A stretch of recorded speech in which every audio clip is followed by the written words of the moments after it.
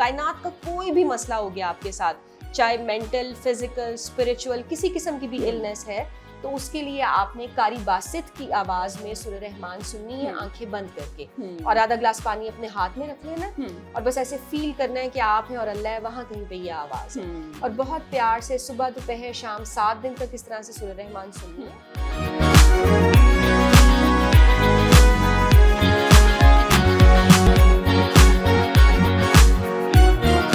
अस्सलाम वालेकुम एवरीवन, मैं हूं आपकी होस्ट मुआफिया मलिक। हम और आप विद PNY के एक न्यू सीरीज के साथ। जैसा कि आप सब लोग जानते हैं, PNY ट्रेनिंग्स एक ऐसा प्लेटफॉर्म है जहां हम हज़ारों की तादाद में स्टूडेंट्स को डिफरेंट कोर्सेज करवाते हैं ताकि वो अपनी पर्सनल लाइफ और प्रोफेशनल लाइफ के साथ साथ अपनी फाइनेंस को भी बेहतर बना सकें। इसी का एक पोर्टफोलियो है PNY पिंक, जिसमें हम बात करते हैं ख़वातीन से रिलेटेड, किस तरह से ख़वातीन मर्दों के शाना बशाना काम कर सकती हैं और अपनी प्रोफेशनल और पर्सनल लाइफ को ग्रूम कर सकती हैं।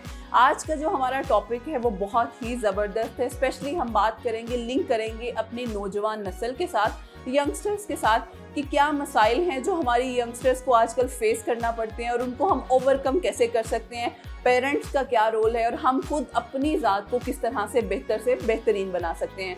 हमारे साथ जो गेस्ट मौजूद हैं मैं उनका तारुफ करवाती चलूँ। मिस सुंदर समिया हमारे साथ मौजूद हैं, जो कि प्रोग्राम होस्ट भी हैं एलिफ टीवी के, और उसके साथ साथ बहुत ज़बरदस्त एक थेरेपी करती हैं, और हम इन्हीं से जानते हैं वो थेरेपी का राज क्या है। अस्सलाम वालेकुम, कैसी हैं आप? अस्सलाम and thank you so much कि आपने मुझे बुलाया। नहीं, थैंक यू सो मच सुंदर। हमारा एक बड़ा पुराना लिंक है और आज हमने आपको इंटरव्यू के लिए इनवाइट किया है। सबसे पहले तो मुझे, जिस तरह से मैं अभी बात कर रही थी कि आपको पता है हमारी जो यंगस्टर्स हैं, जैसे जैसे हमारी चीज़ें डिजिटल हो रही हैं, बहुत से मसाइल का सामना भी करना पड़ रहा है। तो व्हाट डू यू थिंक कि क्या इश्यूज़ हैं जो हमारी नौजवान नस्ल को ज़्यादा हाईलाइट है और ज़्यादा तंग कर रहे हैं?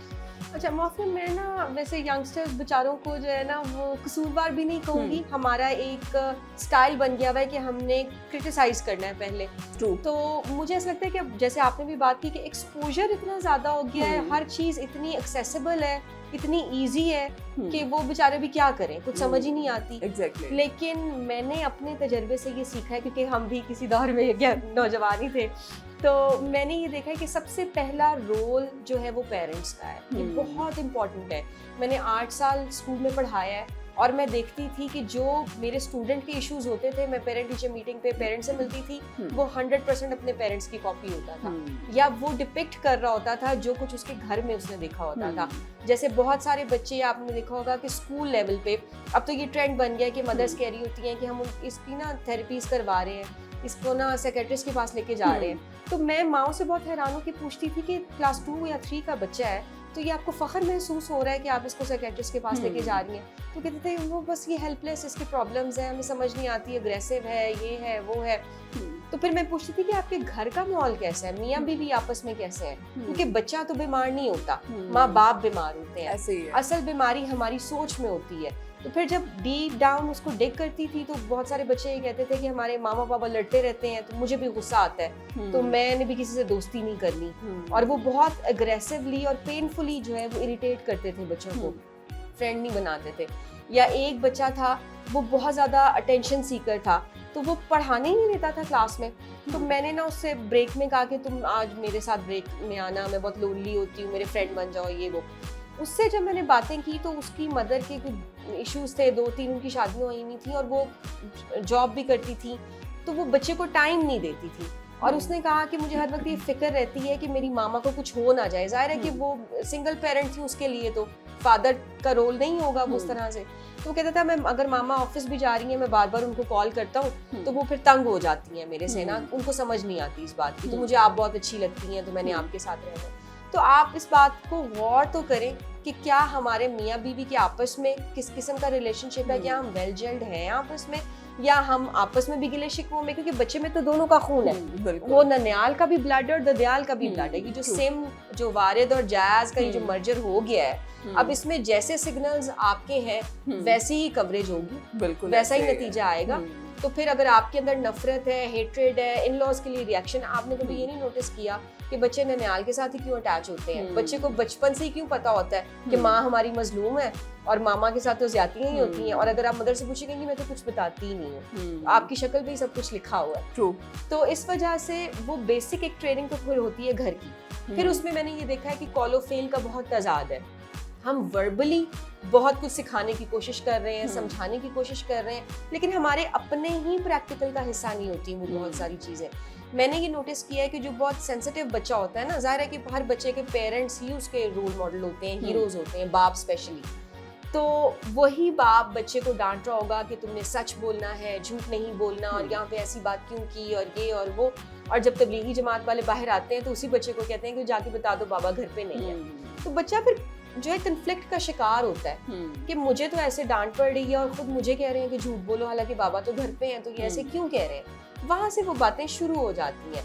और फिर उसके बाद मैंने देखा है कि आगे चलते चलते पेरेंट्स के लिए शायद आसान तो नहीं होता होगा, लेकिन आजकल का ये भी ट्रेंड है कि डिवोर्स पे बहुत जल्दी पहुंच जाते हैं।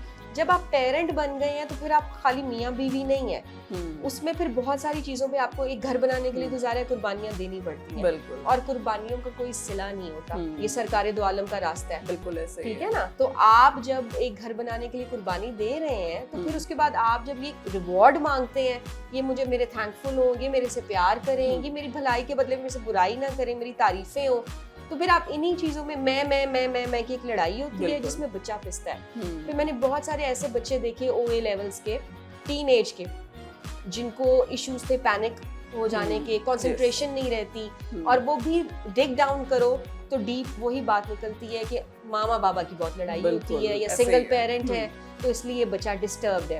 तो बहुत सारे school going, college going OA levels के बच्चे जिनकी कंसंट्रेशन नहीं रहती, पेपर आता तो भूल जाता है, लर्न नहीं किया जाता, पढ़ने को दिल नहीं कर रहा, उनको मैं एक थेरेपी बताती हूँ कि 1 वीक आपने अपना नाम पढ़ना है। अगर तो आप नॉर्मल रूटीन में काम कर रहे हैं दिन में, तो आंखें खोल के जैसे दिल ही दिल में आप कुछ पढ़ रहे होते हैं इस तरह से, और जब आप सो रहे हैं तो आंखें बंद करके अपना नाम प्यार से पढ़ते पढ़ते सो जाएं, अपने आप को पहचाने।